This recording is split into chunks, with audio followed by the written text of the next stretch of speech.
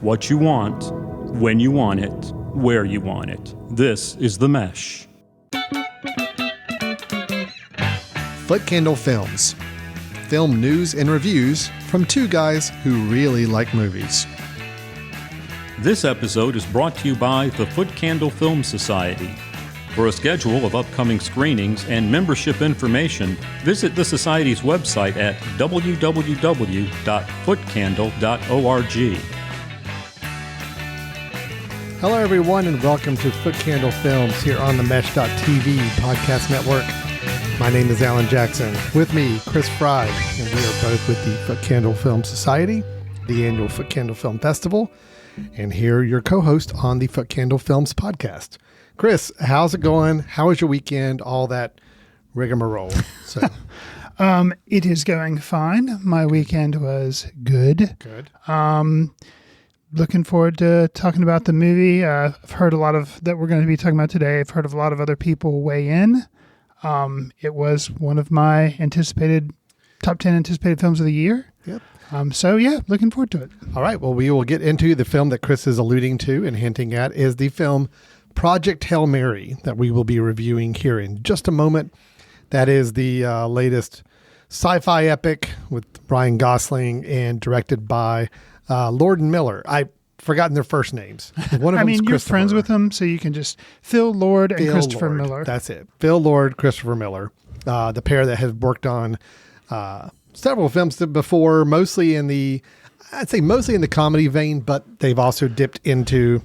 They did the Spider-Verse movies, I believe, or were at least producers on those. I don't know. Did they do the first one and they just produced the other ones or something? Know. Yeah. I didn't research they far are enough. involved. They are involved with those. And then the Lego movie. I Yes. think the original Lego movie was kind of one of their creations. Mm-hmm. 21 Jump Street, the remake, Okay. at least the first one. I don't know about the other ones. But anyway, they do some good stuff. And we will see if Project Hail Mary follows in that line. They were part of Solo.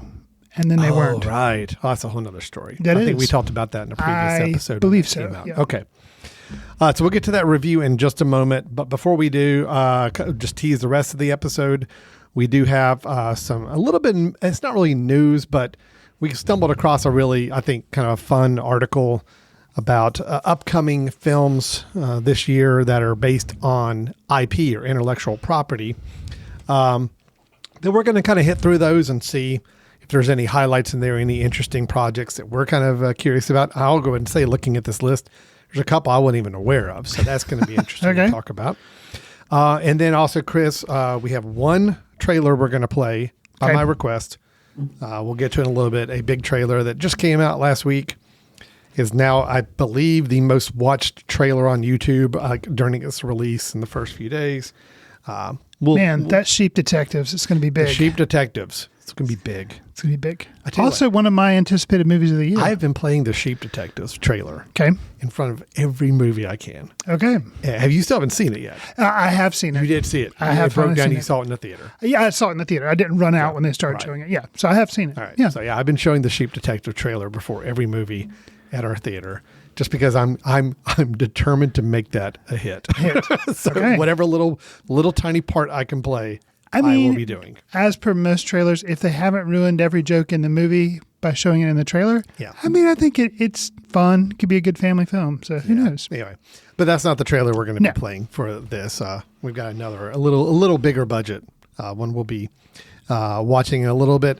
And then, Chris, at the end of the episode, you also have a recommendation for us, I believe, as well. I do. Good. A film recommendation from Chris. Always a fun way to end the show. That's what we will do today as well. But first, we have to get into our main review, which is the film Project Hail Mary.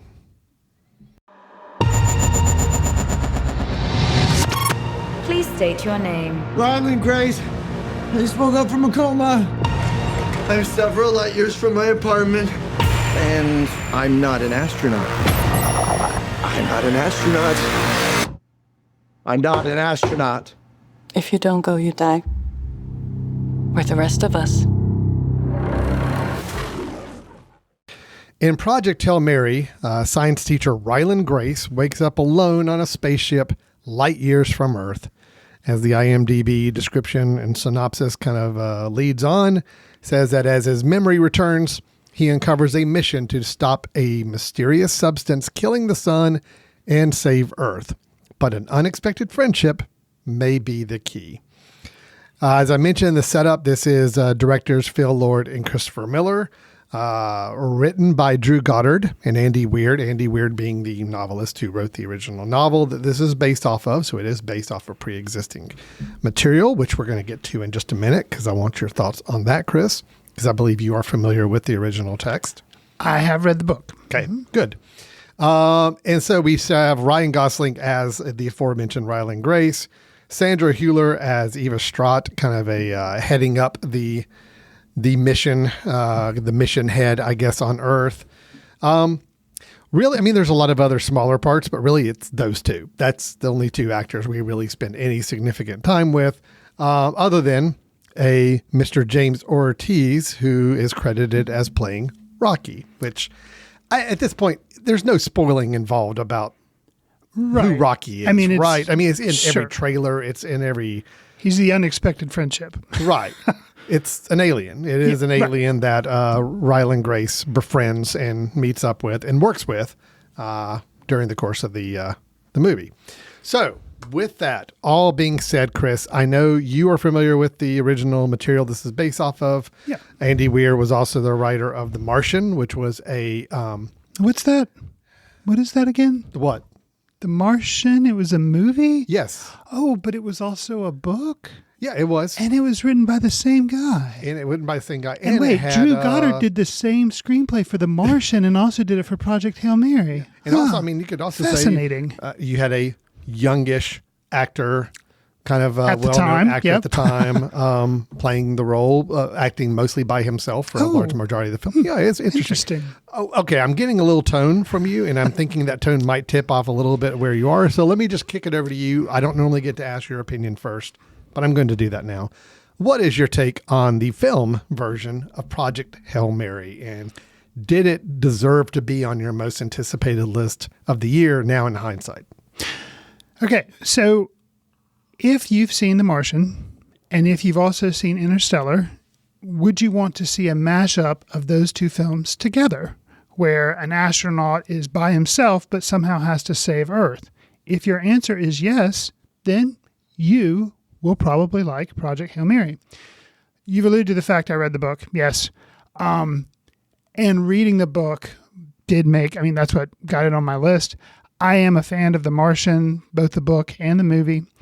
I will say one of my hesitations when I was reading the book, I really liked the book, but I felt like even more so than the book that The Martian, it was very, very, very science-y, which you can imagine because The Martian has that too, but it's, I don't want to say dumbed down, but it's easier to swallow for people that aren't in the science realm, which I am not. Yes. So I was thinking when I was reading this, I was like, two things stuck out to me. I knew at the time that Ryan Gosling was going to play the guy, and I'm like, totally see him doing it, totally see him doing a good job. Also, I know Ryan Gosling from films like The Fall Guy can do comedy. Mm-hmm. And I think this film has some funny things in it. I hope that they keep that. I hope they don't just like weed all that out. And they kept it. So that I was pleased by that. The science things in it, I feel like they did really kind of strip a lot of it away. Now, granted, if they'd have left it in, I feel like it might have explained some things that people not familiar with the book, maybe like, I don't really get what's going on. I mean, I get he's out there. I get he's trying to save stuff, but I don't really understand what he's doing and why some things fail and why some decisions that he made. But granted, watching the movie, I did like it. I'll just cut to the chase. I did like the film, but as a critique that you and I not often have, but we have had in the past, I think this probably would have worked better as like a limited series. Yes. Because I liked it. However, and I don't blame them, but the shortcuts they had to take with the script and with the film itself, I feel like kept it from being a top tier, kept me from just immediately running out of the theater. Oh my gosh, I want to tell everybody I know this movie is great. It is good, but that kind of hindered it from me being like over enthusiastic. So yes, I was kind of sarcastic, asking you about those things. But I think the other thing that you and I, or at least I'll speak for myself, suffer from sometimes, we see a lot of movies. Mm-hmm. And so to be a movie that really stands out to us, usually it has to kind of be unique in some fashion. And this movie, it's not a fault of this movie. It was written by the same guy. And the books, they are different. And the movies, they are different. Project Hail Mary and The Martian. But so similar that in this aspect, the things that made them unique, I think were kind of trimmed away. And so that way it hindered. Granted, spoiler if you haven't seen The Martian's Matt Damon. There is no other Martian running around. There is no other alien. Yeah. With Hail Mary, as you mentioned, Rocky is what the alien, that is a different point, but some of the strengths of that, I don't feel like really poured it over to the movie. So you've been doing some nodding, Alan. So what are nodding? What are some of your I thoughts? agree in a lot of the aspects of what you're saying. Okay. I can speak to this film as someone who has not read the book. Great. I think that's an important perspective. I don't read. You can read though. I've can't. seen you read. I'm capable of reading. Okay. I've just chosen Choose not for to. whatever reason not to. Gotcha. And so I went into this pretty fresh, only knowing what I knew from the trailers and all that. I think the movie was good, Okay. not great. Okay. And I think it's not great a little bit for some of the things you hit on. But also, I think this is a film that lives and dies by whether or not you like watching Ryan Gosling and if you enjoy the relationship with Rocky. I think that's what the whole movie is hinging on, unfortunately, because yes, that part works. I think Ryan Gosling's really good. Okay. I do like his performance. I like Ryan Gosling a lot. I'm the guy who wanted the Fall Guy. I wanted to like the Fall Guy because I liked Ryan Gosling and I liked the role of it. It just, for whatever reason, it didn't work. And I get very similar vibes here, where I really like his performance.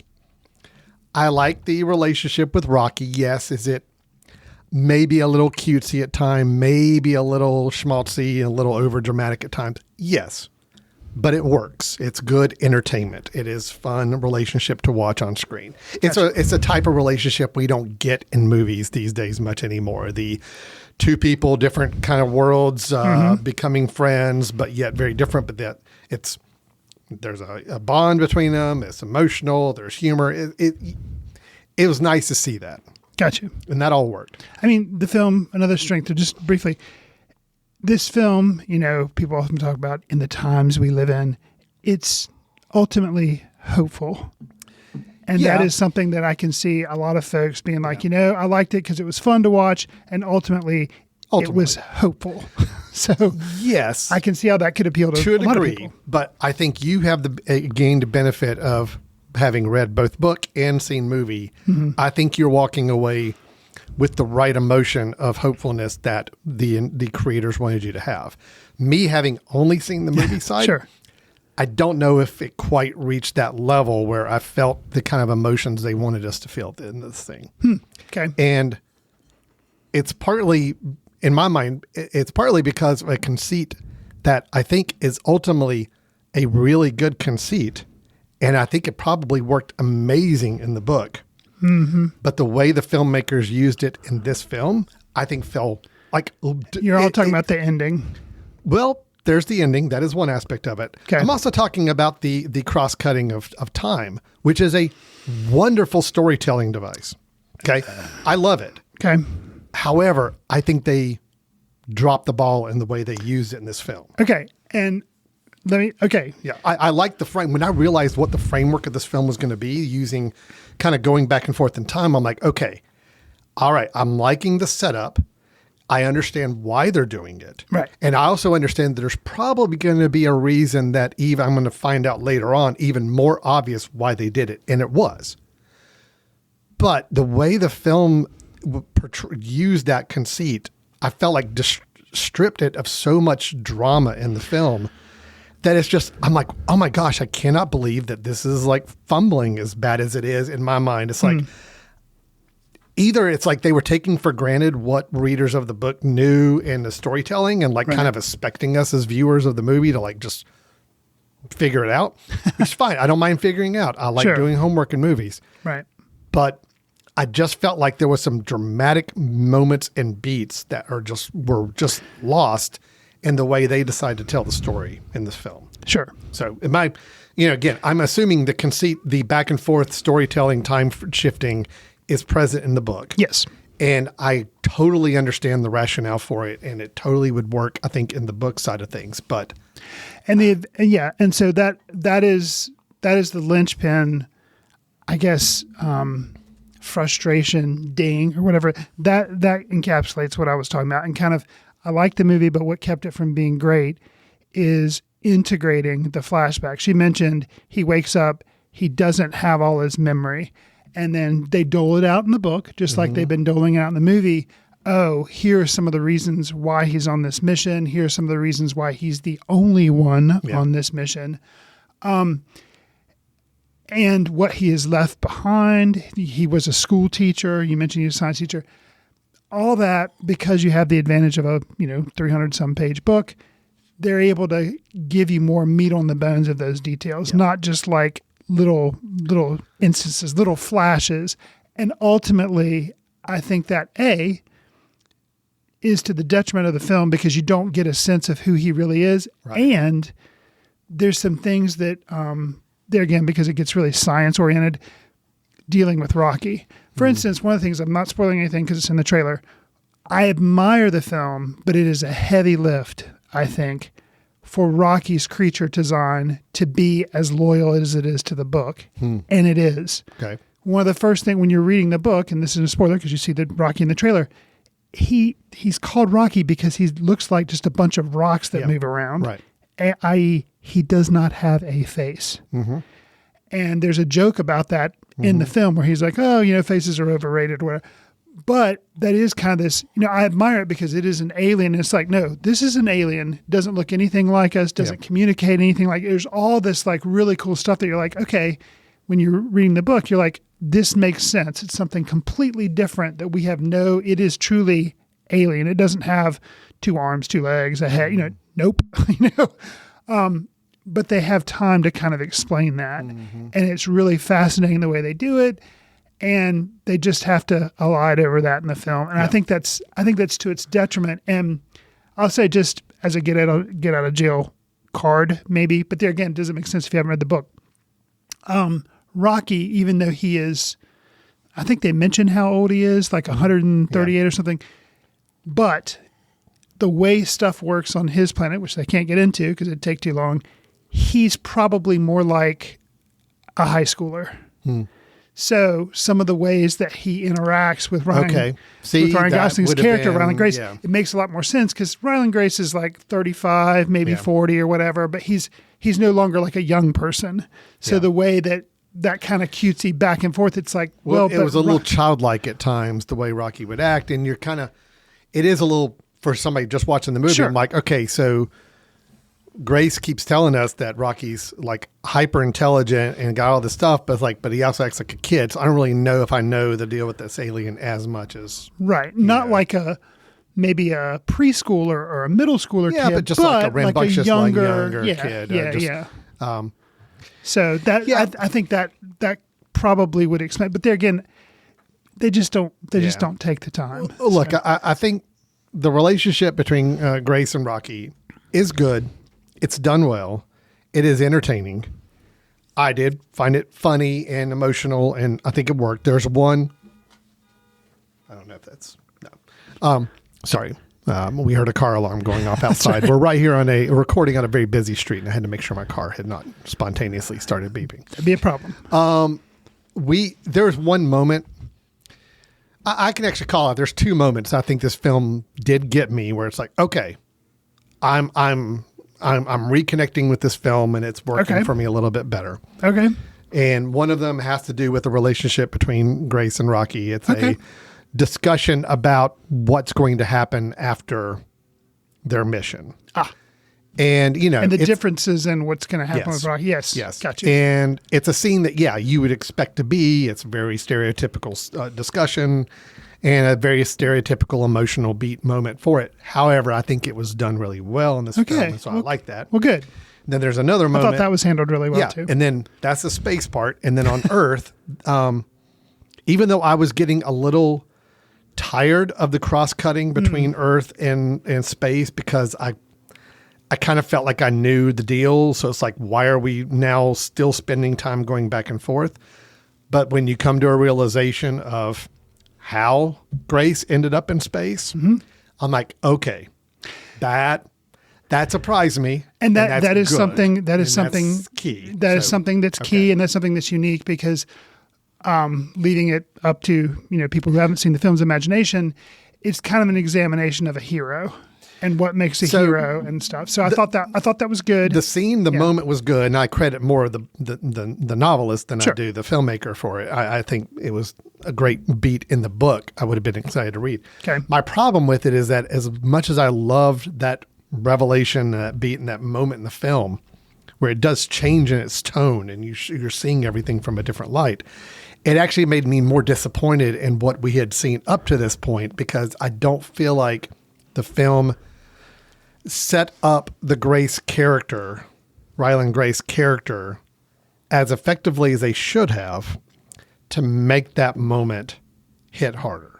Yeah, Okay. and I think it's having to cut a bunch of stuff out. Probably so. runtime. Yeah, I'm sure there's probably a lot of other details we could have gone into to learn more about him that it would have made this realization later in the film. Oh, wow. Yeah. I get it. And I see why he is the way he is or has been. And anyway, it would have worked a lot better. So again, that's where I kind of fault the film a little bit, saying, all right, you're hitting the right beats. You're following the right framework for the storytelling, but I just feel like you're missing how to make this important and how to make it hit those emotional beats it really needs to. And it just didn't for me, which is where I still am. I can say I'm disappointed in the film while still saying I liked it. It's just because That's it had fair. the capability or potential to be really, really, really good. Right. And as it is, it was just good. Sure, I got So, you. Yeah. So Sandra Hüller, Yeah. I guess I didn't know that she was going to be the person back on Earth. She's Right. the project leader of Yeah. Project Hail Mary. I thought she was great. Yeah. She just embodied, she carried over who I thought the character would be in the book and how she reacts and how she interacts with other people. And her relationship with Grace, there again, we don't get as much of it as we get in the book, no surprise. But what there was of it, it was good, especially kind of a final kind of moment they share that you're kind of talking about. I felt like that was handled extremely No, that extremely scene well. was probably the best scene just because, yeah. I will say there's a character beat that they do have in the film that I was a little let down for, and it was my problem because you're supposed to really kind of see maybe a little human side with her, and it kind of shadows another movie that Sandra Hüller was in, Tony Erdmann, where she does it through karaoke. And Tony Erdmann, she sings, I think, the theme from The Bodyguard, which was amazing. Maybe, yeah. And it was really, really cool. And this film, I was like, I kind of feel like I know this song, but I don't know this song. Well, I did. Yeah, And I think, had I known that it was a Prince Sign of the Times, was that what it was? no. No, It's okay. Harry Styles. Oh, okay, Styles. okay. Well, then no wonder I don't know what it is. So Yeah, I felt it's, bad for not Harry knowing a Prince Styles. song, but now it's Sign of the Times. it is Sign of the Time, but that's not It's a okay. But different it's song. okay. Well, then I don't feel bad. So sorry, Mr. Harry Styles. I respect Prince's music more than yours. No, I thought that moment worked for me. I Okay. thought it was good. Okay. I thought it was good. I was sitting there like, man, I wish I knew this song. It sounds kind of familiar, but I wish because that would have meant more to me. Well- but I thought that was an interesting kind of nod Yeah. to a completely different film. but Right. but to have her do it, it's like, that's interesting. Yeah. But no, You mentioned the science side of things, and Yeah. I'll just say, yeah, there's a lot. there's a lot of science, and that's Andy Weir's no, specialty. I know, and that's It's like fine. Yeah. That's great. I don't think the film did the science justice either direction. Okay. Like, it either didn't give it enough detail and specificity to where you could really geek out over it, but it also didn't make it anywhere near accessible enough, I don't think either. So it's Okay. like I kind of was stuck in the middle where it's like, I think I understand what's going on. I don't feel like I really understand the stakes at play here as Okay. well as I should. It's honestly, and I'm the science guy in our relationship, but I had to have my wife kind of explain to me like what was happening in the science side on the way home. I'm like, Gotcha. Just help me make sure I'm remembering this correctly. Right. And I think for the most part throughout the film, the science is one of those things where all you need to know is this is happening and this will be bad if we don't do this. Mm-hmm. That's it. So the science becomes a little bit of a MacGuffin. It's like you don't really need to understand what these little cells are and how that this is going to happen. It's like, just know we have to do this. And as long as we do this, we'll be able to do that. Mm-hmm. I think the film was way more murky about that than it needed to be. And it just made it, again, I just couldn't connect to it. Sure. But let's get to the ending. Sure. I did not like the ending. Oh, okay. And I didn't like it from the film storytelling perspective, where I'm sure it was a great ending in the book. I think the movie, at this point, you're going at such breakneck speed that it's like, all right, here we got to do this. We got to hit this beat. We got to show you this. And it's like that last 5 minutes or so, I'm really just, I'm like trying to just put together, okay, where are we? What's happening? What's the framework for this? I don't feel like I have enough information to know what is going on. And so it was a little disappointing for me. And there's a scene, a kind of remote dialogue scene between two characters through video. And I'm trying to think how. I know what I'm talking about, yes, right? Yeah. That scene should be the linchpin of this movie. That scene, in my mind, based on the movie I just watched for the last 2 hours and 25 minutes, Sure. that scene should hit so hard because these are two characters we have been following this entire movie.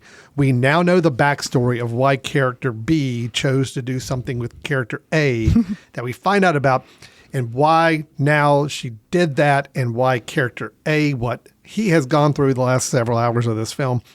That scene should hit. And it was just as limp as it could be. It's like, oh, yep, here, there's this, and see you later type of thing. It's like, wow, okay. So this whole past 2 hours, I feel like we've been building to something. And I get that there was not going to be a direct communication dialogue scene. I get that. Sure. But as someone who has seen the movie Interstellar and knows that you can make emotional scenes with remote dialogue, videotape, conversation, it's possible. And I just felt like, man, it just dropped the ball for me. And I'm hoping it was a more impactful scene in the book, because on the movie, scene wasn't there. Really? Yeah. So let me address. Okay. Let me address a couple of things. Sure thing, please. Without ruining anything. Yeah. So and not boring our listeners, because if you haven't seen the movie, you'll be like, "What are they talking about?" Right. Okay. So as the film was winding down, because I'd read the book, so I kind of knew, like, okay, they've hit plot point A, B, C. We're coming close to D. 2 hour and 36 minutes. So it was probably at the 2 hour, 5 minute mark, maybe. I was like, are they going to totally skip this last chunk of science that needs to happen? Okay. And I totally thought they were. And I totally thought they were going to give the film a more Hollywood ending. Mm-hmm. And I was going to be like, that's probably going to make a lot of people happy, because it would reunite people that, more typically both heroes are, but then there was like, nope, they're going to do it. And then from that point forward, yes, a lot of science left out, a lot of rushing. It was like they went from 5 miles an hour to 100 million miles an hour. And it was like just light speed towards the end of the film. Are you talking about the whole where there's problem someone solving. has to double back? Yes. There's some problem solving happens throughout this film. The last big problem solving moment, I thought they were going to skip, which if you, I'm keeping things vague here for people who haven't seen the movie, but I was like, that's interesting, but they're giving us a more typical Hollywood ending. Yeah. And they didn't do it. But the detriment to that was, which I was happy, because it was true to the book, which I'd read the book. Not that you have to always be true to the book, but I really liked how the book ended, so I really wanted it to be the same. They kept that, but they're like you're mentioning, there's a communication scene with video messages that had been sent that you see this one person receive them. That was never. That was not that happened in the book, but they didn't show you that in the book. You don't know. There are a lot of assumptions made by an individual that things are okay, but technically don't know. It was you're kind of, as a viewer, you're kind of left in the you are assuming certain actions have now taken place and all that. Right. So I liked it. So I was pleased that they didn't kind of just smooth that over and make it more. But I think I like the film just like you, and I'm glad that you and I both had different experiences as far as having read the book and not read the book. Because when I walk out, I'm like, well, me thinking like, I went and saw the movie with my wife. She's like, yeah, I liked it. And I was like, I liked it. She's like, uh-oh. I'm like, well, the thing, she's like, well, you say all the time, movies are supposed to stand alone. You don't have to hold on to the book. I'm like, true. But I just wonder if some of the things that I'm wondering about, like even if somebody hasn't read the book, like you haven't, if you kind of have those same reservations. And it sounds like that is the case. So. Yeah. I did just find I think the ending from the point where we have the last problem that is uncovered, where we think everything's fine, but then there's a last problem that causes a change in the plans of one of the characters right away. Right. From that point on, I thought, man, this is just rushing, and it's just it's almost like it's trying to cram in something that it needs to make sure it fits in without going into 3-hour long territory. And it's like, I think that's where my disappointment just kind of came about. It's like that whole last bit, the science that was at play that was causing the problem was very glossed over. I didn't understand that. I'm like, I don't understand why now character A is having to do this. Right. He said it. Right. He said it out loud, but I didn't understand it. Right. It didn't make sense. So very surface. I'm kind of disconnected. And so, of course, there in my mind is like, well, so there's no other option based on what you just said. It sounds like there would be. Anyway, that's the kind of things that are going through my head because I felt like it was so rushed and quick. Right. And then the resolution of where we find the characters in the last couple minutes. It just... I get it. I like the idea of it. I just felt like it was so quick and not really explained that you're kind of having to mentally kind of put together in your head. If you didn't read the book, you don't really know what the situation is. Sure. So, and that's another thing I had to get my wife to explain to me on the way home, which I'm surprised. She's normally not in tune with these movies, but she completely got every detail. So maybe she'd snuck out and seen the movie before she went to get so. Maybe it's a me problem, Chris. Maybe I'm just mentally, I'm not able to process this stuff like I used to. Well, I don't know. But I will say, on the whole, it seems like you and I, not that you and I are both saying we do not hate the movie. Oh, no. We say it's a good movie. Don't hate it. But I think you and I are more lukewarm, more underwhelmed than most of the movie-going public. It seems like a lot of people are really, really big. I think I saw at one point it was rated a 4.4 on Letterboxd, which is really high, considering a 5 is the top. However, and this is just where I get to kind of the advantage of getting to talk to people as they come out of movies and see it. I get to do a little quick on-the-spot research. What'd you think? Yeah, people say they like the movie. I didn't hear anybody say they loved it. Loved it. Yeah. And I think that's where I think people were just happy to see an original, big action, sci-fi spectacle movie that's got a really charismatic lead performer and kind of gets into a little E.T. French, like buddy comedy territory at times. I think people were just happy to see that kind of film. It is also hopeful. It's also hopeful. I think people are just happy to see that. Sure. As opposed to, do they love the movie? I think more people walk away and like, yeah, I liked it. It was good. It was fun. It was good. Right. And that's kind of where I am. I'm like, yeah, it was okay, but it wasn't great. So, but to no fault of Ryan Gosling, again, I'm going to say he nailed it. I loved his performance. I liked watching him. I think he did great. And I think, given the guys who are directors of this film, they definitely got all the humor right. Like all the moments of humor worked. The dialogue, the situation, it all worked. It was funny. There's a moment where Rocky finds a way to be able to come over into the spaceship with Grace. Yes. and then he is exploring, and his commentary as making he's running disparaging is remarks. so funny. Yes. And it's just, I'm like, okay, yes, that's where they nail the humor. They get it. It's great. And the way it was staged and played out. So yes, little moments like that. That's what elevates an audience to say, oh, this is fun. This is good. I like this. And my favorite bit was the Meryl Streep that was good too. That was really her that recorded it. Voice for it. I mean, yeah, but that's awesome. Yeah. I saw an article that she did record specifically for that. So yeah, that's great. All very good. Okay, so yeah, it had a lot of good moments. Look, I think we're both saying it's worth seeing. Yeah. It's a fun movie to go see. Sure. It's good. But it doesn't reach that level of greatness that I think all the mechanical pieces were in place to be. Right. It just missed. And I think it's just choices made and how they roll the story out, in my mind, and taking a lot for granted that we're going to understand or know why certain things are important or why certain things are emotional, whatever. I think it took a lot of liberties with that, and it just didn't quite hit as it needed to for me. So fair enough. Okay, good deal. That is Project Hail Mary. That is, it's going to be playing in theaters for a while. It made a good bit of money, like 80 some million dollars. It was the best opening that Amazon MGM film has had since Oppenheimer. That's what I saw. Well, I don't think Oppenheimer was Amazon MGM. It's like, it's the best non-franchise opening since film Oppenheimer. Yeah, I saw a comparison to Oppenheimer. It was the best opening for Amazon MGM as a studio Got ever. you. Right. Yeah, so Oppenheimer not related to Amazon, but best opening since then. Correct. Best opening for a non-franchise, non-intellectual property. Not a known IP type of thing. Granted, this is based on a book, but you don't consider that.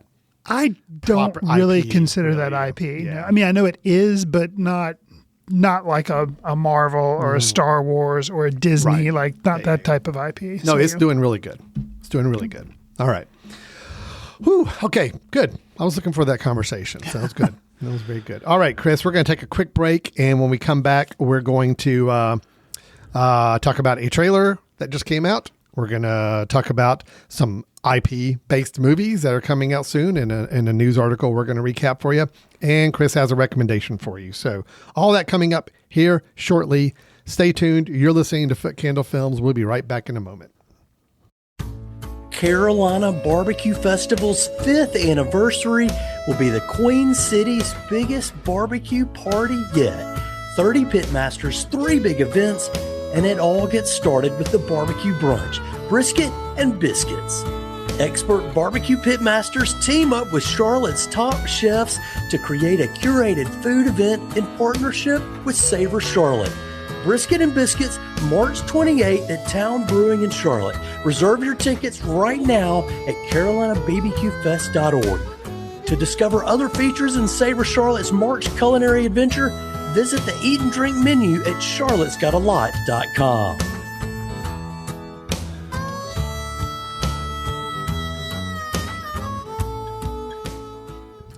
Welcome back to Foot Candle Films here on the Mesh.tv podcast network. We had our review of Project Hail Mary in the first half of the show, but now we are moving on to talk about things coming up soon. Before we get into this other article thing that we're going to talk about here in a minute, Chris, about upcoming IP-based films, and we'll explain all that here in a moment. I do want to show one trailer, or at least have us talk about one trailer. Yes, it is a personal choice of mine. I am wanting to show this trailer. I think everybody in the world has probably seen this trailer based on the numbers I've seen so far reported on YouTube for people watching this trailer. Sounds like everybody's already seen it, but we're still going to play it because I just want to make a couple comments about it. It's been no secret, I think, over the course of our history. I am a fan of Spider-Man. I am a comics reader of Spider-Man since I was a little kid. I love the character. I love so much about it. But I've been very mixed on the movies that have come out with this character. Your favorite Spider-Man of the movies that has come out with this character is who? All right. So this is going to get me in trouble with the fanboys out there, fellow fanboys. But I personally really liked the first Andrew Garfield, The Amazing Spider-Man movie. Okay. I think that's probably my favorite. I even like it better than the Sam Raimi ones. I think the Sam Raimi ones as a whole are a better made films. Okay. But I liked what they were doing with the first Andrew Garfield one. And they made 2 of those, right? They did. The second one's trash. But the first one was good. Okay. I liked Andrew Garfield's Spider-Man. And I liked, and I did not like Tobey Maguire's Spider-Man. I think Tobey Maguire was an okay Peter Parker, but not a good Spider-Man. And then vice versa with Andrew Garfield. Anyway, I have opinions. I have a lot of opinions. I could go a long time on that. Okay. But then came Tom Holland. Then came Tom Holland. Okay. And Tom Holland, I think, has gotten better with each film he's done in this role. Okay. I did not like the last Spider-Man movie. You and I talked are about it. On point with that. We reviewed it here on the show. We seem to be like the 2 people in the world that don't like it. Too nostalgic, too just like, which is fine, I understand. It was but too it's just, cutesy. It was too fun. I have said that, I do not like that movie in general, although I think it starts to work a little bit towards the end when a certain character dies and there's actually some stakes involved. I'm like, all right, now I feel like this film actually has some juice it's working with. But then it just goes completely nostalgia porn for the last 20 minutes. And it's like, I'm not a big fan of the multiverse and the whole conceit around it. Got you. Okay. So all that to say, there's a new one coming out now, a new Spider-Man called Brand New Day. It's coming out in July 31st. Okay. With Tom Holland. It'll now be his 4th standalone Spider-Man movie that he has done. With now his wife, Zendaya. Sure. Yeah, whatever. Here's why I am now completely excited and over the moon ready for this movie. Okay. Because this trailer, as we're going to watch, is the tone and style I wanted all along. And what we definitely did not get in the last movie. This is it now. It's street level. It's New York City. It just works. It's what I want. So I'm very excited. So is it a more, when you say street level, not to make it too much of a digression, but is it kind of like, I mean, yes, he's still Spider-Man, but kind of a more reality based, kind of like the Christopher Nolan Batman movies, where it's still a superhero movie, but it's more like realistic. A little bit. Yeah. Okay. I just feel like it's, I mean, that's always been this character he is the friendly neighborhood Spider-Man. He is like in your city. He's swinging around. He's interacting with people. He's, that's his thing. And it's like, the last several times we've seen him in movies, he's been jumping between multiverses and he's like working with magic and he's been with the Avengers up in space. And it's like, this is just not what I want from this character. But gotcha. This one, it looks good. Now I could be completely wrong. And again, I'm trying not to build up way overwrought expectations for it. Sure. But the trailer works. I think part of the reason the trailer works too is the previous 3 movies were all directed by one guy, John Watts, who I have gone on record as saying I think is probably the most boring director I've seen do a superhero movie. I think the previous 3 movies are all, I mean, if you didn't have Tom Holland doing it, I just think those films would have no personality whatsoever. I just felt everything was flat. And I credit the director with. Are you just with happy that this one doesn't have home in the title? Well, there's that. And there's a Homecoming, Far From Home, and then No Way Home. No Way Home. Well, this is now the beginning of a new trilogy. What if they just called it Home, Home, Home? Home, Home, Home. Well, this is a new trilogy starting, so you got to imagine Brand New Day. There'll probably be something with day now, like as Hard Day's Night. Hard Day's Can't Night. do that. Okay. Yeah. Yeah. So it is a start. That is a confirmed thing. It is the start of a trilogy. Yeah. Huh. Okay. Yeah. So anyway, with all that being said, let's watch the trailer and you can see what I'm talking about here. Sure. And, I'd like to hear if you have any thoughts afterwards about your take on what you're seeing here. So, all right, here we go. Spider-Man Brand New Day.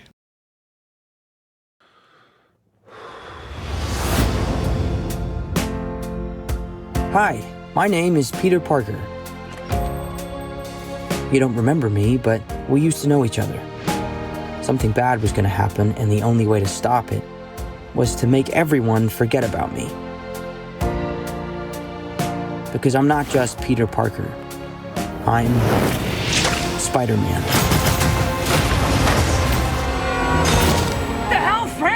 hit me with a van! Quit your whimpering. Suit yourself.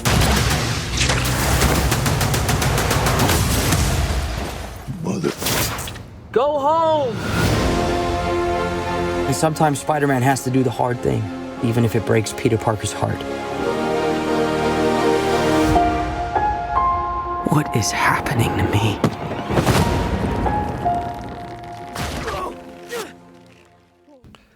All right. So that was the trailer for Spider-Man Brand New Day, as seen by everybody on the internet by now. But with that, Chris, just you got any? I already gave my thoughts and takes on it. Sure. I'm jacked up. I'm ready. Any takes from you? I am pleased to see a movie that's not going to be coming from Marvel that, in theory, doesn't have anything to do with the multiverse. I mean, I guess they'll probably reference it maybe a little bit. Oh, no, they're not. No, they're not. Never mind. Sorry. I was just remembering the next couple of Avengers movies. No, they're not done with multiverse yet. But I'm pleased to see at least it's toned down, maybe, for this movie. Yeah. No, the trailer, it's a good trailer. A little bit of humor, which is necessary for a Spider-Man film. We see the appearance of new villains plus new possible friends that he's going to work with. So it looks good. I think it feels promising. Now, is this going to be the reboot that the MCU has desperately been hoping for? That Fantastic Four, I guess, kind of did, but I didn't really like that film. So we'll see. I don't think Fantastic Four did what Marvel needed it to do. Gotcha. Hopefully this can be. Gotcha. You mentioned the villains. Yeah, there's a lot of villains mentioned in this thing. I kind of hope all of them are like in a montage. And like we just have one main villain that's kind of a secret. Because otherwise it gets kind of watered down. Yeah. Sure. I don't want it to be watered down. That's been a problem with too many other superhero films. Sure. Let's just throw so many characters and villains in there. I kind of got the impression that was the problem with No Way Home, actually. Oh, yeah. There was just too much stuff going on. Too much stuff going on. Yeah. And with this one, like there's a montage in the trailer of like creating classic comic book covers with Spider-Man and these villains. I'm like, okay, all I want is like a 5-minute montage of like him fighting these different bad guys. That's it. It's like, I don't want them to be all villains throughout the entire 2 hours of the movie. So I hope that's kind of the direction they're going with. I don't know. We'll see. I'm hopeful. I'm very encouraged by what I'm seeing. Plus, it's a different director, as I mentioned. It's no longer John Watts. It's Destin Daniel Cretton. Oh, who did Short Term 12, like as one of his initial films. And he did Shang-Chi and the Rings, he right? did, Okay. which I thought was pretty good. Yeah. He's also recently done the TV show Wonder Man, which I will tell you, Chris, as someone who has gotten burnout on Marvel movies, I think you would really enjoy Wonder Man, the show. Okay. It's very different. It is not at all like anything else Marvel's done. And it's a much, much more character-driven drama than it is anything. And it's good. It's, okay. What's the guy's name? Oh, shoot. I've jumped off the bandwagon of MCU shows. I saw, like everyone else, I saw WandaVision. I mean, at the time, I was a big fan of timelines, and I thought, multiverse, going to be nothing wrong with that. And then, oh boy. But, it's that Yahya Abdul-Mateen, who, try and think where you might know him from. The name sounds familiar, but I can't put a face with it. Yeah, he's done a lot of stuff. Yeah. Got you. He was in like the Aquaman movies and all that, but he also played Morpheus in the Matrix Resurrections, the latest Matrix movie. Okay. He's in this show Wonder Man along with Ben Kingsley. Ben Kingsley does reprise a role from the old Iron Man Manchurian movies. or whatever. Yeah. But it's a very meta show about Hollywood as well, which is very interesting. So anyway, it's worth checking out. It's only like 6 or 7 episodes, so it's kind of short to do. Anyway, side note, he is a creator of that show and like directed a lot of episodes of that too. This Destin Daniel Cretton. Okay. So I'm enthusiastic. There's even like a shot I wouldn't expect to see from a Marvel movie, like early in the trailer, like a very kind of weird creative shot from inside the mask looking out, which I liked. And I'm like, yeah, okay, that's a little somebody's applying a little more creativity to some of this than just giving us exactly what we expect. So I liked it. Okay. The internet's up in arms saying that they don't like that shot because it's not realistic. I'm like, oh, you mean about the movie about a guy who can climb walls and shoots webs and fights giant symbiotic creatures from another alien planets? Oh yeah, sure, right. I get it. Yes, there's no way a little miniature camera could be inside his mask and actually show his eyeball looking out the mask. Whatever, fine. Anyway, okay, enough about that. I could go on for a long time on that one. Fair enough. Spider-Man Brand New Day coming out July 31st. I'm hopeful. I'm very hopeful. Okay, Chris. Well, speaking of intellectual properties like Spider-Man is, you brought to our attention an article that you found that is interesting and fun. So we're going to kind of play with this a little bit. Why don't you set up for us? What is it, this article? Where did it come from? And what are we going to do with it? Sure. So I, like most people, receive emails. And one of the emails that I received was from Letterboxd. It is a service that Alan and I talk about all the time here on the show, but you can track what you're seeing and it helps you keep track of what movies you've watched. Well, they send out a weekly, monthly, email. Specifically, a writer, Matthew Frank, who works with them, wrote up this article that I thought was really interesting that you've referenced, 7 coming IP contenders. And in it, he just talks about, hey, everybody knows that times are tough for movie studios. Everybody was like, oh, comic book movies, and people kind of jumped on that. But as we talked about, things have kind of waned from that. But they try to go with things that they think people want to see. And a lot of the ways they do this is they jump on IP that people seem to like. Like there's been a Minecraft movie. There's been a Super Mario Brothers movie. Both of those are video game IPs because they know people have an affinity for that. And they're like, hey, why don't we make a movie out of it? Mm-hmm. Surely some of that audience will come see it. We'll make our money back. Sure. So that's kind of the going thought process there. So in it, he talks about 7 different films that are in progress. And I would like for you and I to go over the list, but then challenge both you and I to say, okay, at the end of the list, what's the film, if we had millions of dollars to put our money behind, what's the one film that we would choose to invest in? And you don't have a choice not to. One of these 7, you have to say, I'm gonna do it. Yeah. Cool. I want to throw my money-making power behind this one film. All right. So. Sounds good. Well, I tell you what, let's do then. I'm going to read out these items. Okay. We can both make any little passing commentary on them as we see appropriate. And then let's go through this list that, as you said, Letterboxd brought out. Yes. And kind of pulled together of upcoming IP contenders is what they call it. All right. So the first up, they have the film Call of Duty based on a video game series. Have you ever played this video game? I have, only because I was roped into playing it with my sons. They had me play it, and I really suck at it. So I was really bad. So. I have heard of the video game. My son also plays it, but I somehow escaped having to play it. Okay. So, yeah, between, says, reaches highest player count. I get it. During COVID in 2020. So, it was, but it's been around for a while. I think, it's been around a long time. I think even early 2000s, I think it came out. Yeah, 2003 was when the franchise started. So it's kind of impressive they haven't made a movie of this yet. Kind of so. So the people involved in this version of the film, the creator of Yellowstone, Taylor Sheridan, is going to be involved.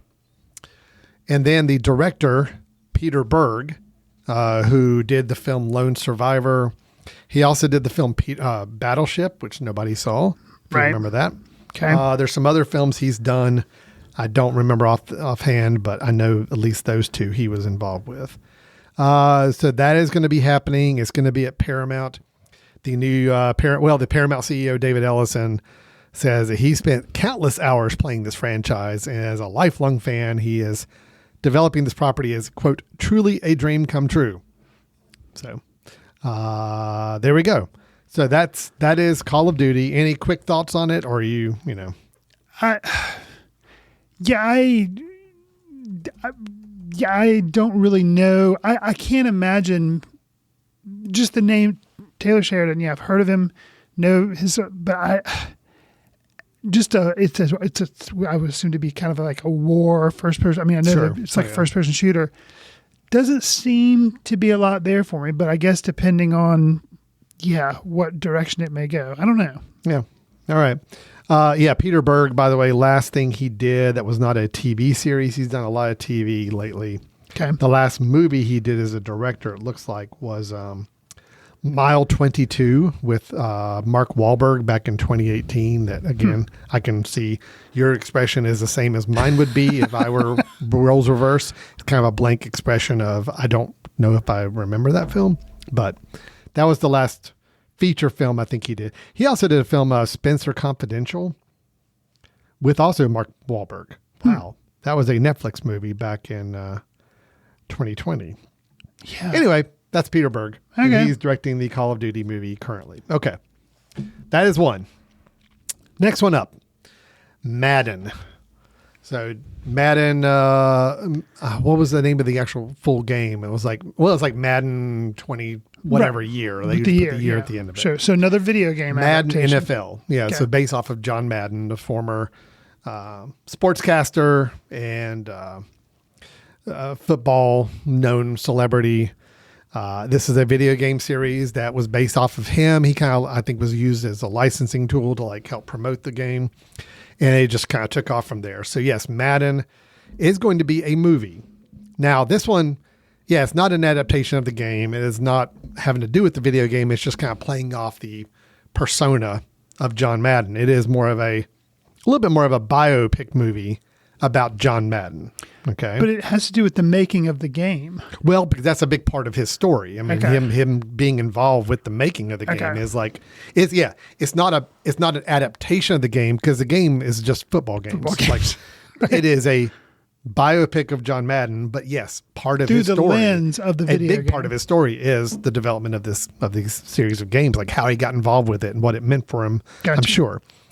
Now, this is going to be a film directed by David O. Russell, who did Silver Linings Playbook, American Hustle. He did, I Heart Huckabees. Oh, yeah. A bunch of others. One that we saw recently that really sucked, Amsterdam.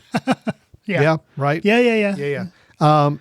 Yeah, but in general, I've always really liked his movies, just haven't cared for his last couple. Sure. But more interestingly enough, we do have Nicolas Cage as John Madden. Did we show the teaser for this like months ago? I don't think we did, but maybe Okay. we did. But I could, because I think I'm really curious. I don't feel like I've seen images of Cage portraying Madden, which to me would be very come interesting. back and revisit that. Okay. It's interesting. It is very interesting. Okay. Yeah, we got David O. Russell directing a film with Nicolas Cage playing someone who I've never thought he looks anything like or acts anything like, but yet he's Right. trying to pull it off. Yeah. And I also think this film has Michael Fassbender in it. No, I'm sorry. No, not Michael Fassbender. Christian Bale. Christian Bale is also in the film. Interesting. As kind of a colleague of some sort with Madden. So Christian Bale and Nicolas Cage working together. Mm-hmm. That would be an interesting. Is that a first? With David O. Russell as the director, which Is that all a- three very, It's an interesting mix. yes. Interesting A formula. lot of there. personalities in the room there. Okay, right away, even though but it helps that it's not, right away, I will say interest higher than Call of Duty. Yeah, So, well, absolutely. Actually, the interest was high for me on this film even before we started going through this list. I mean, Okay. I was already very interested and excited about this movie. Got you. Okay. That's number 2. Number 3, The Legend of Zelda. This is a video game series as well. Many games over the last couple decades. This article is saying the popularity peak was in 2017 when The Legend of Zelda Breath of the Wild was released. Sold over 34 million units. So after decades of false starts, the article is telling us that Nintendo owns the rights to this franchise. And they've done well with Super Mario Brothers. They did. They greenlit with Sony in late 2023. And the series, it started back in 86. So it's actually been around for almost 40 years. I remember as a child, 12 years old, receiving Legend of Zelda for Christmas. I was a happy What platform boy. was it on? It was Nintendo. Okay, it was on I got the Nintendo. Nintendo. All right. And I remember being equally as happy a couple years later when I got like the sequel, the follow up to it. But then, I grew up, and I have never played Breath of the Wild, so I'm sure it's expanded and much more complicated than it was when I was a kid. But yeah, I have never played a Legend of Zelda game. Oh man, it's pretty cool back then. This film is right now scheduled for release May 2027. Wes Ball is currently attached to direct. He did The Kingdom of the Planet of the Apes, one of the most recent ones of those. He has commented and said that he thinks the film's visual effects are going to be like that of Avatar, so they're kind of going for that. 3-time Oscar winner, Avatar. Right. So anyway, they're obviously, I think that's the goal, is create a new Avatar type franchise off that of looks this. like Lord of the Rings or whatever. A Lord of the Rings, Avatar hybrid, big world building. Sure. That could go on for many, many films if they wanted it to. So, Chris, your take on this, you having that passing familiarity with the actual game series, your take on this? So, fine to get inspired by a video game to make a film. Cool. But what will come down to it is, you can go one route, which is the comedy route, which the Super Mario Brothers with Jack Black that came out, and now they're doing a sequel. I actually thought that was decent. That was all animated. This is going to use, I think, like real people and stuff like that. It all comes down to what can the actual story be, or are you going to make it a complete comedy? So I'm assuming this will be more like story narrative as opposed to I would think so. Just an outright like comedy or whatever, which I think good. I would like to see another like Lord of the Rings type film that could, do well, but it all depends on the story, the stakes, how are you going to, and maybe some of the acting Well, it's got involved. to be a good movie. So that's the whole sure. thing. So, Sure. yeah, no, I think this has got potential to be something interesting and long-standing. So, yeah, I'm game for it. I think it's worth exploring to see where they go with it. All right, I'm going to pick up the pace a little bit with these because we're running a little long. Oh, okay. Producers are over tapping on the window, be like, "Hey, we got another Speed it up, recording guys. coming in, guys." So. Sure. Number 4, Hot Wheels. Yes, the cars, the little tiny cars, the Hot Wheels. Sure. These started back in the 60s. I mean, I had Hot Wheels growing up. I did as well. Played with them quite a bit. They are still continuing to be popular even now. But they are saying a live action film of Hot Wheels is coming out with John Chu attached to direct. He of the Wicked fame, recently, both Wicked movies. J.J. Abrams kind of involved in a producer level capacity as well. So this is another Mattel-based property, just like Barbie was. So again, you got some opportunity there. John Chu kind of had some big hits with Wicked and obviously knows how to do a big budget, kind of big spectacle movie. My good question for me is, what is it going to be? That's I don't. Right. Do you go the Fast and the Furious route and kind of make it a real serious car racing film? Do you go the meta way like Barbie did, where you're kind of commenting on car culture and kids and their idolizing of cars growing up? I don't know. I don't know where you go with this. So. Yeah, this seems frightening to me. Yeah. I mean, frightening just because I don't get it. But F1 did really well, so maybe people are wanting to see more car movies. I don't know.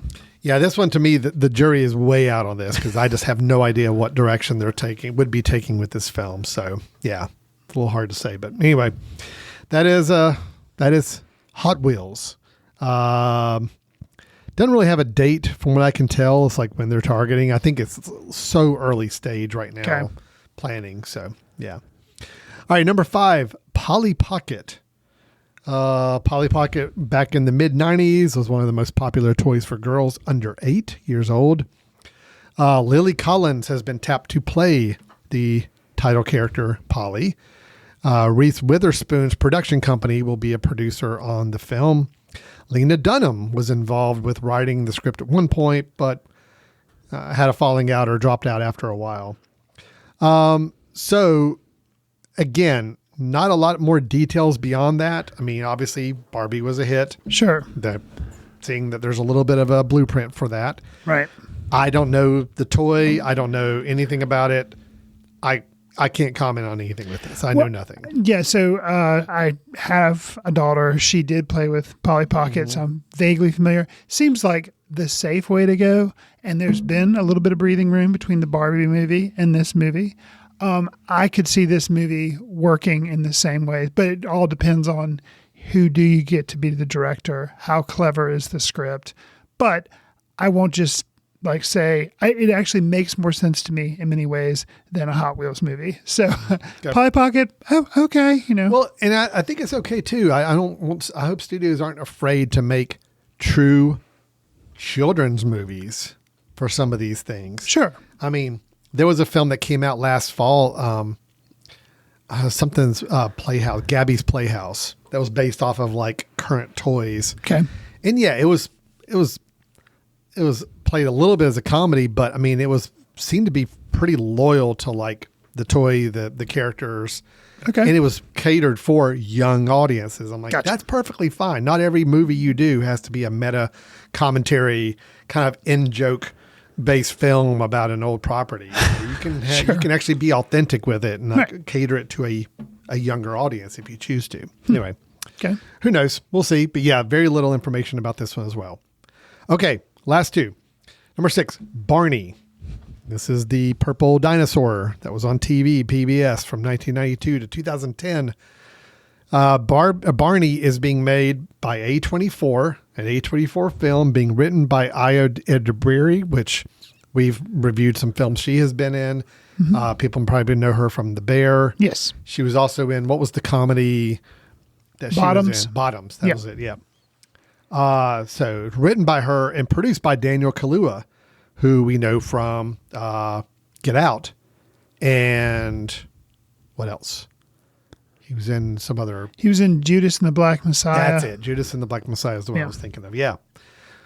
This is something I know Daniel Kaluuya has been talking about for quite a while, wanting to make a Barney movie. He has talked about it for years now. I've heard him explain. Yeah, back in 2020, he was all about it. And the fact that it's already got a production studio, A24, which obviously is an interesting choice for a movie about Barney. I don't see a director attached yet, but at least we know a writer and producer. So he did say he thinks the prize is going to be definitely geared more towards adults. So I think this one, they are definitely going to be going more meta or taking a very dramatic route with the Barney story. Right. Chris, this is the one that's the most out there from the people involved in it and the studio being putting it out.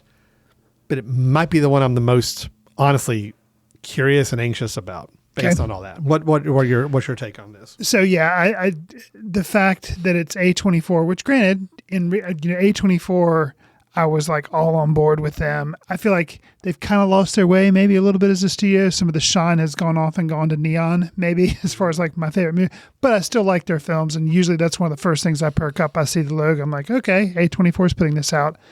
And the star or the people attached, Edebiri and Kaluuya. Yeah, I am curious. Yeah. Now, if it was going to be, and there's nothing wrong with that, like you mentioned, kids films that are strictly kids films, like you said, Gabby's Playhouse, I would probably be less interested in this. Yeah. But the fact that you mentioned that they are kind of gearing it more towards the adults. project is definitely more geared towards adults. That's so I'm like, okay, let's see how you can make a Barney movie more for adults. So yeah, I'm probably the most curious about this one. All right.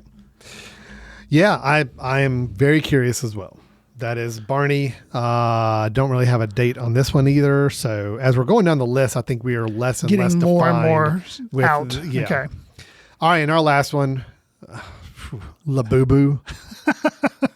Which the only reason I know Labubu is because I saw the South Park episode. Oh man, that was a Labubus. great episode. Yeah. That's the only way I know about this. What Labubu is. This thing. Fair enough. Labubu is a line of plush toys sold by the Chinese toy company Pop Mart.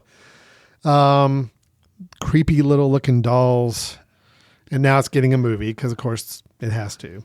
Right. It's in development at Sony. Director Paul King is helming the project. And Paul King has done Paddington 2, Wonka. So, I mean, he's done some good family, younger audience skewing affair before. So, that's good. Maybe Timothy Chalamet is going to play or be in the movie, supposedly. Maybe. Rumored. Yeah. As the boyfriend to one of the Labubus. Or maybe the boyfriend Labubu. to a... And the Labubu is the actual doll. I don't know. I don't know if it's the actual doll or if it's like Barbie is one of the... I don't know. If anybody's seen these dolls, they're ones that, there's small, there's large ones. They all have like almost like little rabbit ears. They're covered in fur, except their face is kind of clear. It's like a more frightening version of a Monchichi, if you remember what Monchichis are. That's really reaching back to childhood Chris, there. that's a term I thought I had shut out of my brain and completely had forgotten, and now you just triggered that. Right. And now, yes, I do remember that.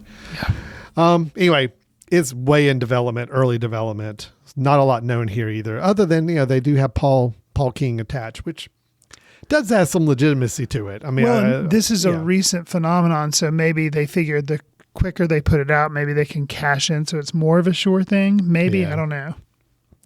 Of these films, that's the 7. Of all of them, 2 of them, well, one of them actually has a release date, and that is Madden. Madden is coming out this year, November. Okay. Interesting. So around... Oscar hype season. Yeah. Okay. Beginning of month. Legend of Zelda is currently filming. Okay. So there is actual film and footage of a Legend of Zelda movie. Okay. All the others are in early development, so no dates or anything attached, other than their hopeful dates of we want to have this out by a certain date. So that's our 7, Chris. 7 IPs that Letterboxd has culled for us in their wonderful article. So your question to us then is what again? Which one of the 7 are we most likely to want to put if we had to invest in one? So we wanted to invest. Now, if I'm an investor, right, I want to make money. You want to have a return on your investment. So I want people to go see the movie. So I want to pick whatever film might have the greatest exposure, visibility, and audience for my return on investment. Right. Is that kind of the direction we want to take with this list? Then in that case, I'm going to say that the number one that I would invest in. If you want to, I guess 2 pick. One you're going to invest in because you think it's going to make your money back. And then if it's a different film, the one that you are most interested in, just as like a moviegoer. Does that make sense? The one I would invest in. Sure. Would be The Legend of Zelda. Okay. Because I do think there's an appetite or a desire for a Avatar-like big visual spectacle movie, and the Lord of the Rings movies were insanely popular when they came out. So yes, they were. Even the many times they've come out through the re-releases in theaters and everything. Yeah. So I think The Legend of Zelda may be the one I would invest in that has, and plus it's got the broadest audience too. I think people the game's from been our around for a while. age, younger, all are familiar with the game. And even if you're not, I think there's enough visually and marketing wise with the film to get other people come in and see it as well. So that's the one I would do. Chris, which one would you invest in? I'm going to say Call of Duty, actually. Okay. All right. I think that was my second. For similar reasons, fan base, and I feel like the game's still going strong. And yeah, I don't have an interest in seeing it, but I think it could be kind of a sure thing. Yeah, that was my second choice. I was kind of debating between those 2. So good call on that, I believe. Now, the one I'm the most interested in, like if I wanted to fund it just for personal purposes to make sure it happened or it got the exposure it needed to, I'm torn between 2. Oh, I'm a lock on one, which listeners, you can probably, unless you've tuned out, you probably know which one I'm going to go for. Well, you're in Barney, right? I'm in the Barney camp. Yeah, Barney is, I think is mine as well, but I am also extremely fascinated with Madden. Oh, okay. Madden and Barney are my 2. And Madden, it's a little hard for me to say would I like invest in it now. I mean, the movie's coming out in a few months, and we're going to get to see it. I've seen previews. Okay. That's the only one that any footage has been shown, a trailer has been shown for it. So, Madden, I think, is going to be an interesting one, but I think ultimately the most curious one for me and the one I'd love to see be something really cool is Barney. Okay. So, yeah. Okay. Neither of us chose Labubu for anything. No. Or Polly Pocket. No. Or Hot Wheels. Hot Wheels to me has the potential to be bad. Right? I mean, come on, the Boo Boo's going to be good. But yeah, okay, yeah. Just because I'm not digging John Chu's big spectacle movies right now. I didn't really enjoy. You didn't like either Wicked. I liked the first one. I liked the first one. Okay. I didn't like the second one though at all. Got you.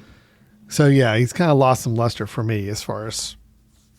I'd rather him go back and do a smaller film. Got you. Like Crazy Rich Asians was and all. That would be more fun to see him do than Hot Wheels. Anyway. Okay, Chris. That's our 7 IP-based films coming up. Thank you for sharing that article. Thank you to Letterboxd for putting that out there for us to digest and read along. Okay. Last part of the show, Chris. This is where we do your recommendation. What recommendation of a film do you have for us this week you think is worth our time checking out? So we just recently celebrated St. Patrick's Day. My wife had made this huge, Irish meal, and she's like, "Well, let's watch a movie while we eat." I'm like, "Okay." She's like, "Make some Irish food." I'm like, "Okay," and couldn't really think of anything, so I did a quick Google search, and one of the films that popped up was, Yes, In the Name of the Father. I'm like, okay, good film, heavy. I want something a little lighter. One of the films that popped up, 2016's Sing Street, John Carney. I'm like, okay, yes, I remember liking this film. I do remember it takes place in Ireland. Let's go for it. And man, I'm not saying it's going to be a new St. Patrick's Day tradition, but I'm not saying it's not going to be a St. Patrick's Day tradition. Film's good. I liked it even better the second time around. It's great. It has some great music in it. It's a good story. It is a little sentimental, but there's some interesting things that I actually picked up. Some of the hints about family situations and situations of some of the main characters kind of hit heavier when you kind of know certain things. Like you just pick up on a lot more, or I picked up on a lot more when I watched the film a second time. And I was surprised. It was only the second time I'd seen the film. Mm-hmm. We showed it a long time ago, I guess back in 2016 for our film society. And I hadn't seen it since then. So it was well worth a rewatch. It is streaming on Netflix. If you haven't seen it, definitely, I'm highly recommending Sing Street. And if you have seen it, you might want to check it out again because it's worth doing that. So Sing Street, available on Netflix, John Carney, 2016. It's good. Highly recommended. Great. I'm so glad you recommended that. You have seen it, so you don't have to run. You don't have to add it to your several watch times. list. Yeah, okay. It's one of my favorites, and it's one of those films that, I got over the weekend. I don't know how I got in a conversation with someone about the film The Commitments, which is also one of my absolute favorites. And it's a little bit of a spiritual relative to The Commitments. Even like one of the performers from the band The Commitments is in Sing Street, playing a part. You could tell there's a lot of inspiration. I think John Carney, the director, got from The Commitments, even like making Sing Street. Anyway, I see them as kind of spiritual relatives somehow of films. And now John Carney, who did Sing Street, also did Once. Yes. He did Begin Again, Flora and Son. Yes. He has a new film coming out in June called Power Ballad. I learned about that recently. Haven't seen the trailer, of which there is one, but I saw the trailer. Paul Rudd. I know. It's Paul Rudd and Nick Jonas. Okay. Rick, a washed-up wedding singer, and Danny, a fading boy band star, bond over music in a late-night jam session. But when Danny turns Rick's song into a hit, Rick sets out to reclaim the recognition he believes he deserves. So it is a music-based film. Once again, that seems to be John Carney's thing, is all music-based films. With the comedy kind of leaning into comedy, seemingly? I saw the trailer. I thought the trailer was really underwhelming. Like, did not sell the movie for me at all. So, okay. We'll see. I want John Carney to make good movies again. Flora and Son really burned me. I just did not care for that film at all. Gotcha. So here's hoping. But anyway, back to Sing Street. Yes, Sing Street's great. It is great. It is definitely one of my favorites for sure. Actually, Flora and Son's the only one he's done that you haven't really cared for. Yeah, because I'm looking back at his filmography. It's like, all right, Flora and Son was his last one. Didn't like it. Sing Street was before that. Great. Begin Again. I like Begin Again. I thought it was good. It was before that. He did Once many years before that. Obviously great. So yeah, okay. Just one film he's done that I didn't like. Right. It's not bad. So let's maybe give Power Ballad a chance. Give Power Is Ballad it theaters or is it streaming? Yeah, it's theaters. In theaters. Okay. June 5th. Yeah. All right. Well, thank you for the recommendation, Chris. That's awesome. And yeah, that's it for our show today. We covered a lot of ground. Our big review of Project Hail Mary, almost as long as the movie itself. This episode is definitely as long as the movie itself. We had our discussion of the Spider-Man Brand New Day trailer that came out and is rocking the internet right now. We talked about upcoming IP-based movies, 7 that are coming up, and we made our choices of which ones we would invest in if we had a choice. And then Chris's recommendation of Sing Street as something to check out. And you said that was on Netflix? Yes. Okay, Netflix. Good. All right, Chris, if anybody wants to follow up with us, chime in, have a good discussion, comment on anything we said, what should they do? You can send an email to info@footcandle.org. Leave us a voicemail via the contact page on the Mesh.tv website. Follow us on Facebook, Foot Candle Film Society, Instagram, Threads, Blue Sky, just at Foot Candle Film. We're also on Letterboxd, which we've talked about a little bit on this episode, where we try to track what we're seeing and leave quick takes. Do us a favor. If you like the show, consider giving us a star rating, write a review, or share with friends on whatever service you receive your favorite podcast on, because it'll help us reach new listeners, and we'd appreciate that. All right. Thanks, everybody, for listening. Sorry this episode went a little long. We were just a little long-winded this morning, but I hope you enjoyed it still, and we look forward to talking to you next time. Take care, and thanks a lot. See you in the ticket line. Watch films in the company of like-minded people in the dark. Watch films in the underground. We won't let anyone know where you are. The films that don't make it to Carmike at the mall, or ones that were famous when Grandpa would watch films out of the reverence of the heritage of an art. Watch films through the courtesy of Foot Candle Film Society. Special thanks to Carpal Tuller for the show theme music. For more about Carpal Tuller, visit www.carpaltuller.com. You've been listening to The Mesh, an online media network of shows and programs ranging from business to arts, sports to entertainment, music to community. All programs are available on the website as well as through iTunes and YouTube. Check us out online at themesh.tv.